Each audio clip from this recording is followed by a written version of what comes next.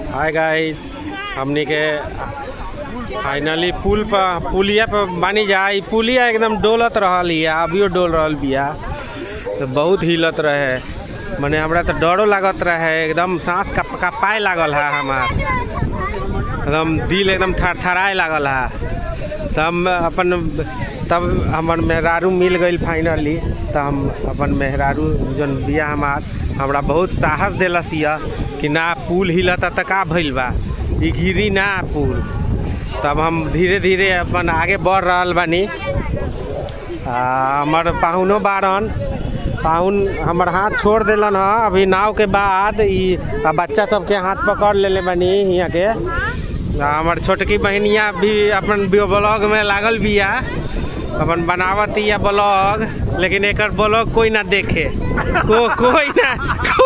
कोई ना लाइक करे एकर ब्लॉग, लेकिन ब्लॉग बनावे ले खूब। हाँ, तो हमने के अब पहुँचे ही वाला बानी जा। हो जा देखी आदमी नहाता, पूजा करता, पाठ करता, मंदिर के अंदर से घुस करके तब आदमी हो जा सकेला। तो ठीक बा, हमने के मिलत नहीं जा फाइनली। हाँ, और हमारा अनिका बेटी अपन दादी के हाथ पकड़ ले बिया। तो देखो लोग, हाँ ताक माई, हाँ माई और अनिका हाथ पकड़ के चलता लोग। हमनी के अब जा मंदिर में।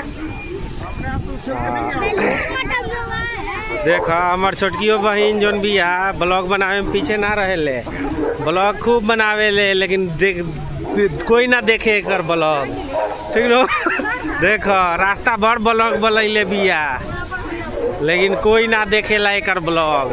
तो रउआ लोग एकरो के कमेंट उमेंट करी, तनी सपोर्ट करी, ठीक नो। हाँ, हमार मेहरारू फिर भुला गई रहे। तो हमार मेहरारू के पाहुन खोज के ले अलन ह, तब जान में जान आइल है। हम तो ब्लॉग बनावे में मशगूल रही, बिजी रही, तल मेहरारू हमार भुला गई हिया।